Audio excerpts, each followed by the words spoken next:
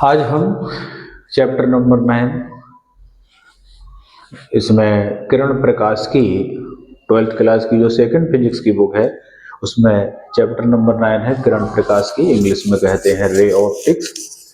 तो इसमें हम जो लेंस होते हैं उनके बारे में कुछ सामान्य जानकारी आज बता रहे हैं। तो हम किसके बारे में बताएंगे? विभिन्न लेंसों के बारे में।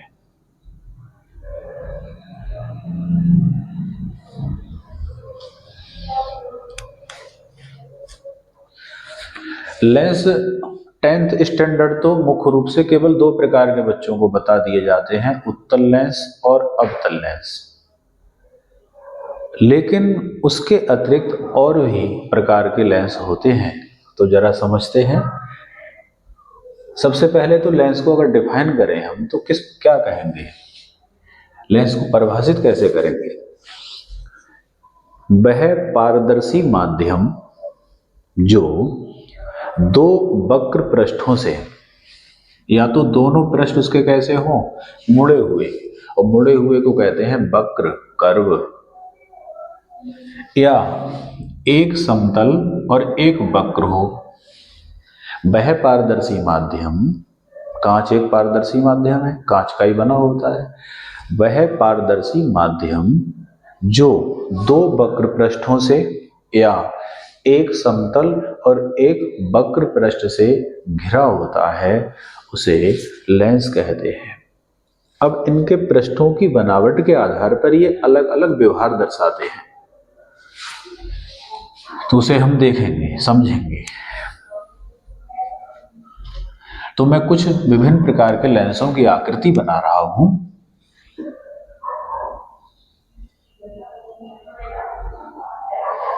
यह है उत्तल लेंस,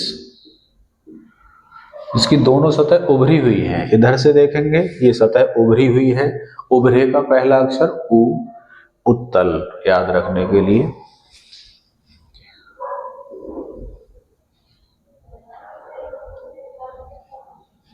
इसकी सतह ये वाली इधर से देखेंगे दबी हुई है, वो वाली इधर से देखेंगे दबी हुई है।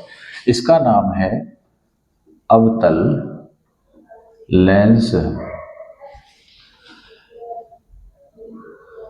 एक सतह इसकी दबी हुई है, एक प्लेन है।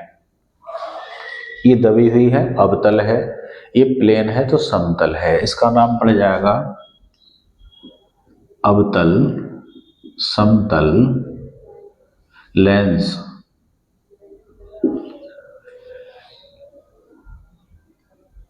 दबी हुई है सतह, दूसरी सतह ये हो गई। पहली सतह को, पहले फेस को इधर से देखना है, दूसरे फेस को उधर से। तो इधर से कैसा है? दबा हुआ अवतल। इधर वाला इधर से देखो उत्तल, उभरा हुआ है लेंस।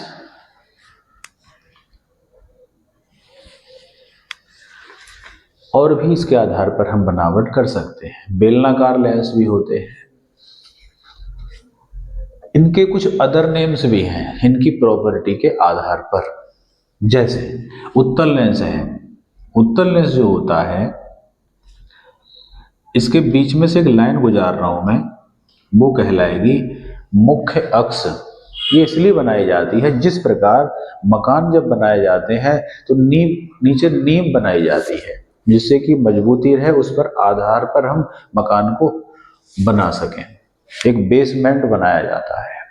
ऐसे ही इसमें वस्तु और प्रतिबिंब को कहाँ दर्शाएं, उन्हें दर्शाने के लिए मुख्य अक्ष बनाई जाती है। इंग्लिश में कहते हैं प्रिंसिपल एक्सिस। ये कहलाएगी मुख्य अक्ष। ये मुख्य अक्ष सीधी जा रही है तो पृष्ठ पर परपेंडिकुलर गिरेगी, नॉर्मल गिरेगी। ये पहले पृष्ठ को जहां काटेगी वो उसका ध्रुव होगा P1, दूसरे पृष्ठ को काटेगी वहां ध्रुव होगा P2, और दोनों के बीच में जो पॉइंट होगा वो कहलाएगा प्रकाशिक केंद्र।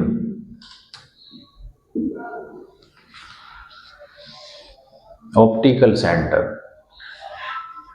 अगर कांच का टुकड़ा प्लेन हो, इसमें हम टॉर्च ऐसे सामने से जलाएं, सीधा प्रकाश निकल जाएगा। तिरछी लाइट डालें, थोड़ी मुड़ेगी और फिर सीधी निकल जाएगी। लेकिन अगर इसी कांच के टुकड़े को इसके किनारे घिस दिए जाएं, ये घिस दिए जाएं, लेंस बना दिया जाए, तो इसमें कुछ अलग ही लक्षण आ जाता है। क्या? जब हम प्रकाश की किरणें या किसी टॉर्च से हम प्रकाश डालें इस प्रकार से, इसे कहेंगे कि जब प्रकाश मुख्य अक्ष के समांतर आ रहा हो तो ये लेंस आने वाली किरणों को एक बिंदु पर एकत्रित करता है। जिस बिंदु पर एकत्रित करेगा वो बिंदु इसका द्वितीय फोकस कहलाएगा। हमने अक्सर देखा है ज्योमेट्री बॉक्स में एक सरल सूक्ष्मदर्शी निकलती है, मैग्नीफाइंग लेंस, और हम धूप में जाकर एक कॉपी कागज पर इस तरीके से लेंस उठाएं, देखें तो कागज पर एक स्पॉट आता है चमकीला। वो स्पॉट हो रहा है कि सूर्य से आने वाली किरणें उस बिंदु पर एकत्रित हो रही हैं। वो बिंदु फोकस बिंदु होता है। तो ये बिंदु क्या है? फोकस बिंदु।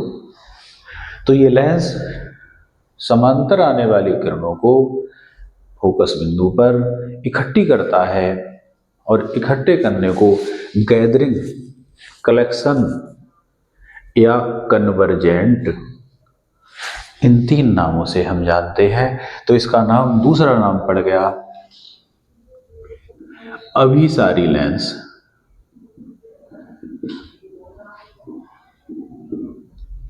अभिसारी माने कन्वर्जेंट, कन्वर्ज करने वाला, इकट्ठी करने वाला। तो ये थोड़ा ध्यान कर लेंगे कि उत्तल लेंस का दूसरा नाम ये भी होता है। अब सेम कांच के टुकड़े थे 2, एक के किनारे घिस दिए गए ये वाले, ये लेंस बन गया। एक को बीच में से घिस दिया गया ऐसे करके।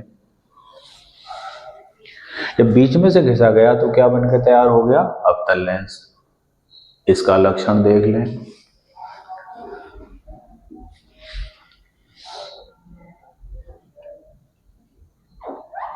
ये है अवतल लेंस, ये है इसकी मुख्य अक्ष। मुख्य अक्ष क्यों बनाई जाती है? जिससे कि वस्तु और प्रतिबिंब को हम इसी को आधार मानकर इसी पर बनाते हैं। ये इसका प्रकाशिक केंद्र है। इसमें जो किरणें मुख्य अक्ष के समांतर आएंगी उनको ये लेंस ऊपर की ओर फैला देगा। फैला देगा, फैलाने को कहते हैं डाइवर्जेंट, कि डाइवर्ज कर दी इसने।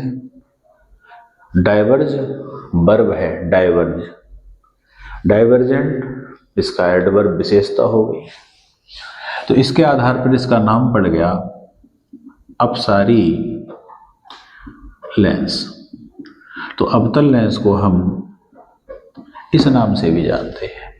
अब बच्चे कंफ्यूज होते रहते हैं दोनों के नाम, अपसारी कभी इसे बता देते हैं, अभिसारी उसे।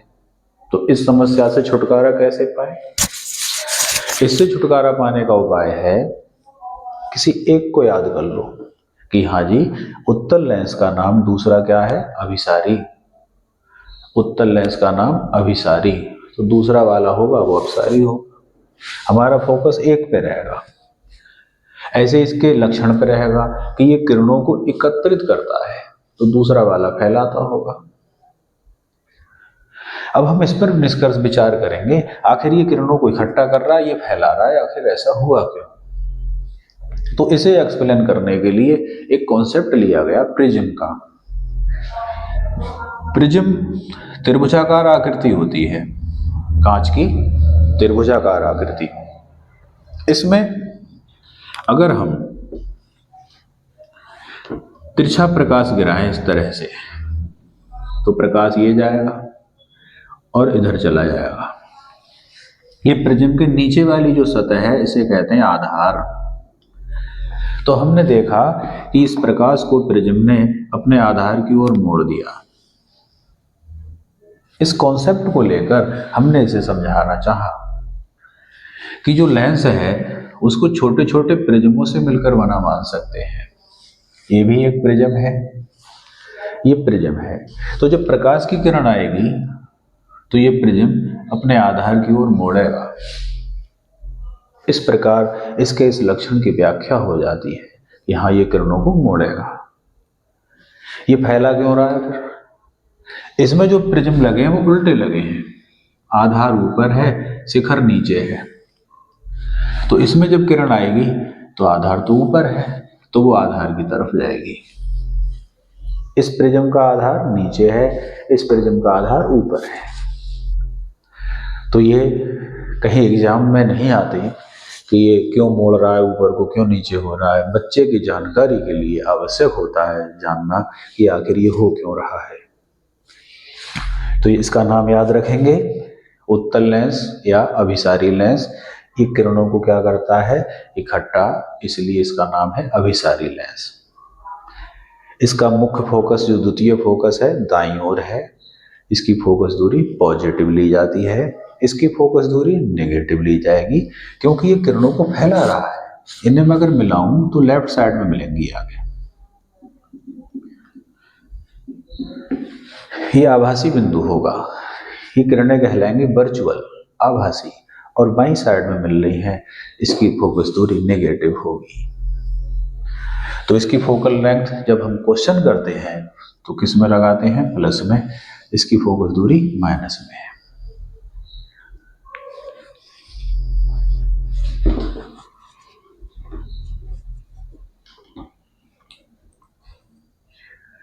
इसके अतिरिक्त इसमें हम ये भी देख सकते हैं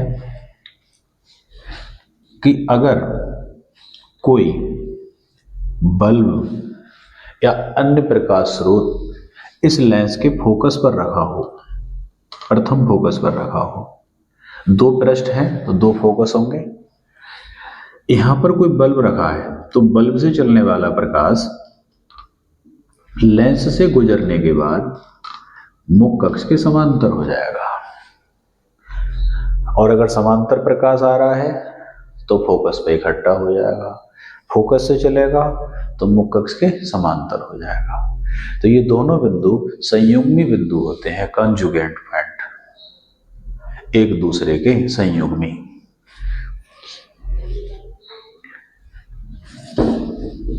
इसमें एक छोटी सी डेफिनेशन है। जब बोर्ड के प्रैक्टिकल होते हैं तो एग्जामिनर आते हैं और ये लेंस के प्रयोग जो बच्चे कर रहे होते हैं उनसे क्वेश्चन बनता है पहला स्टूडेंट से कि लेंस की फोकस दूरी से क्या समझते हो, फोकस दूरी क्या है। बच्चा बना बना के बताता है, कहीं कुछ कहीं कुछ। परिभाषा क्या है, हिसाब है, ये बिंदु कहलाता है प्रकाशिक केंद्र, ये बिंदु कहलाता है फोकस बिंदु। लेंस के प्रकाशिक केंद्र से फोकस बिंदु तक, लेंस के प्रकाशिक केंद्र से फोकस बिंदु तक की दूरी को फोकस दूरी कहते हैं। तो यहां से यहां तक की दूरी क्या कहलाएगी, फोकस दूरी। ये काम आज का इतना ही, नेक्स्ट कार्य हम फिर करेंगे। धन्यवाद।